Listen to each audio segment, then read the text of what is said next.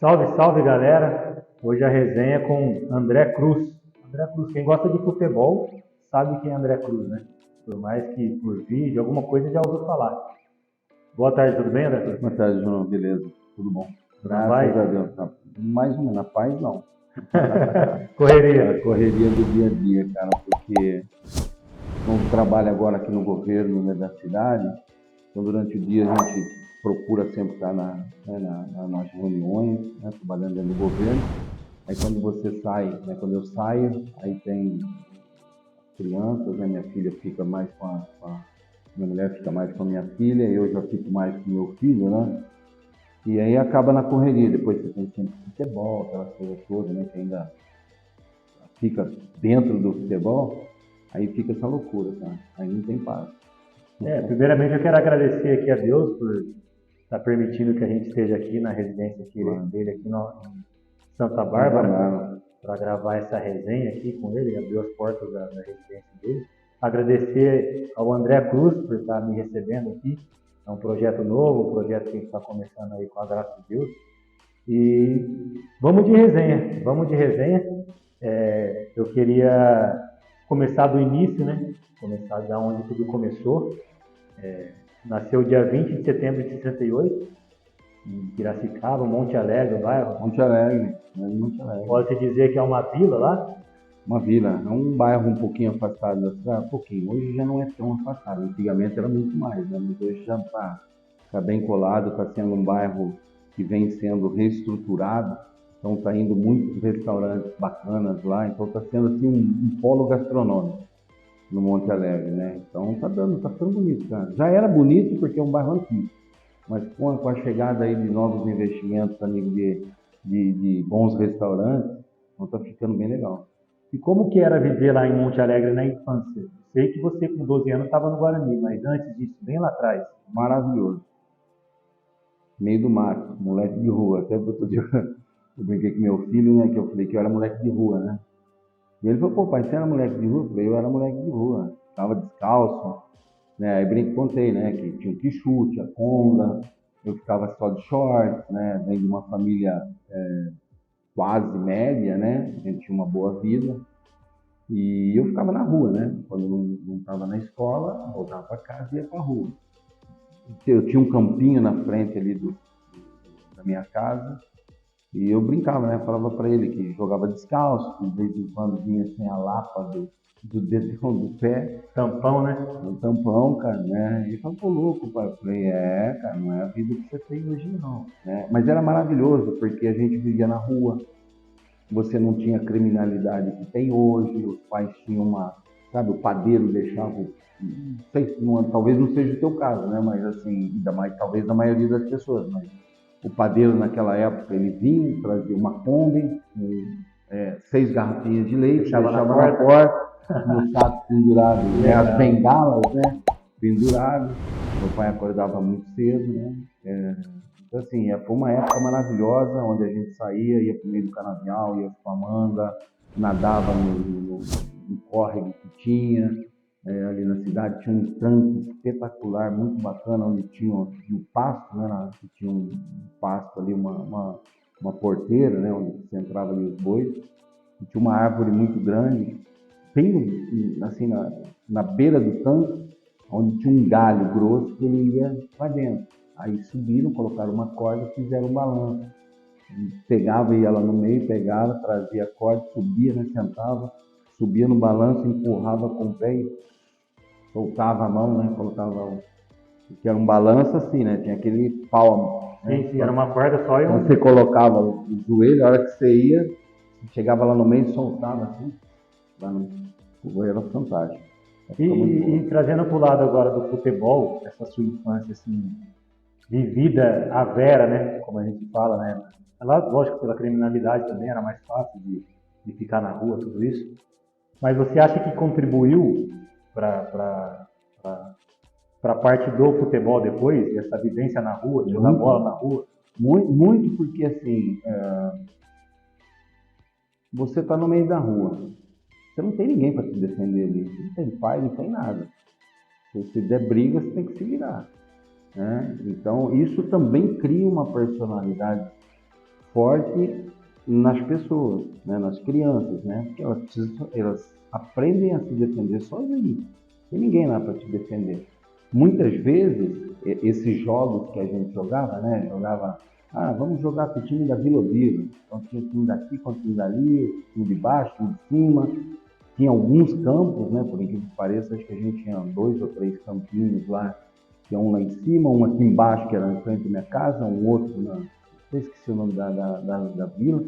Então a gente marcava esse jogo e tinha as idades, né? Os mais velhos, um pouquinho mais jovens, né?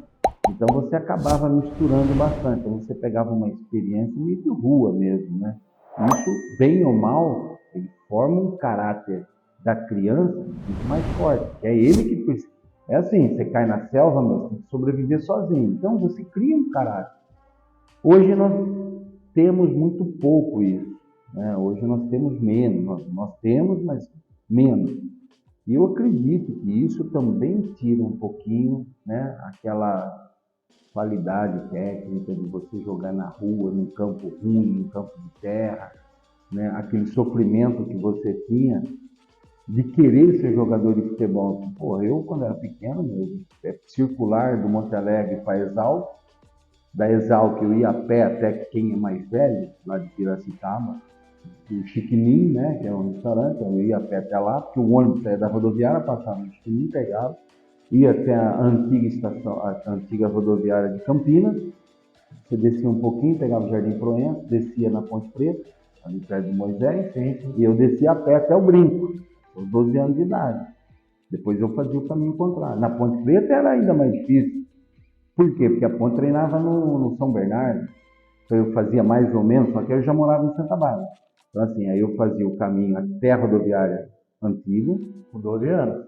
13 daí, 12 né? para 13. Porque daí eu já tinha sido mandado embora lá. Já tinha dispensado.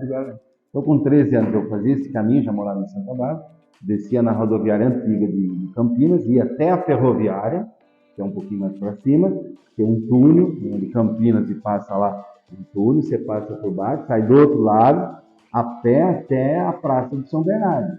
Está lá 2h30. Treinava, voltava a fazer o contrário, que é assim, às vezes nem tomava banho. Não vai tomar banho? Não.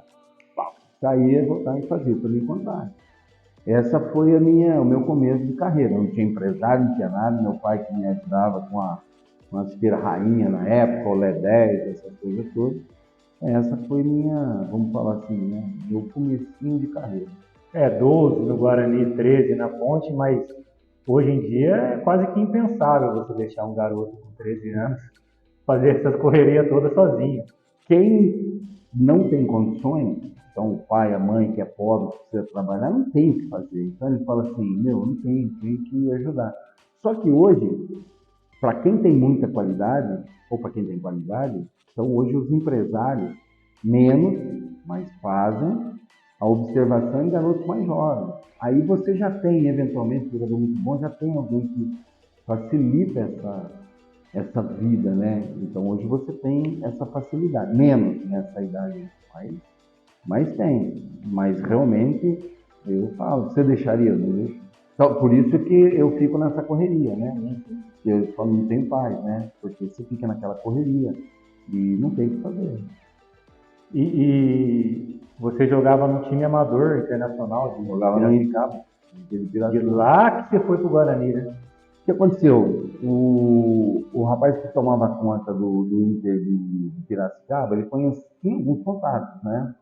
E aí ele marcou um amistoso com o Guarani, que o Guarani fazia um negócio bem bacana, eu acho, tá? Então tinha lá a molecada que fazia avaliação e eles selecionavam.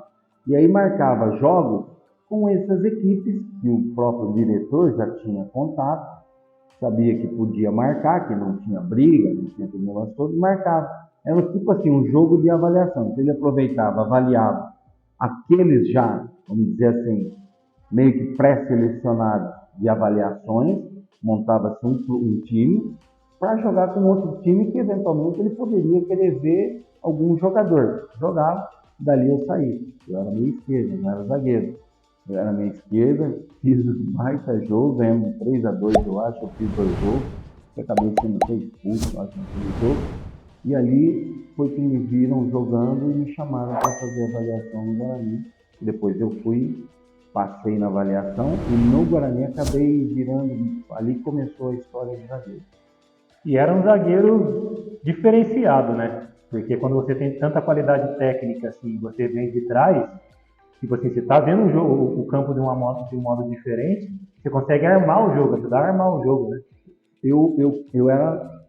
Eu era meia, eu era ponta, depois eu passei para meia, porque eu corria muito, moleque de rua, cara.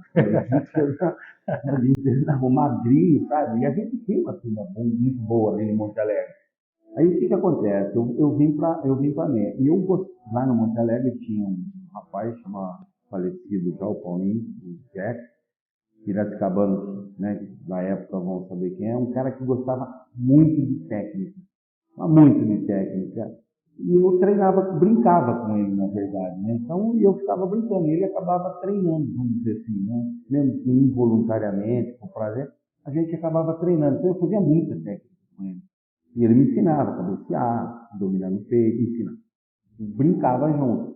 Aí ele falava como bater na bola, aquela coisa. E eu brincava todo dia de técnica. E eu passei a gostar, a saber dominar uma bola, a fazer um passe, a ficar a bola, a dominar no peito, a cabecear a bola.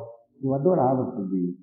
Era um prazer para mim. Para mim nunca foi difícil fazer o paredão. Então hoje eu falo com meu filho, uma amiga e um amigo.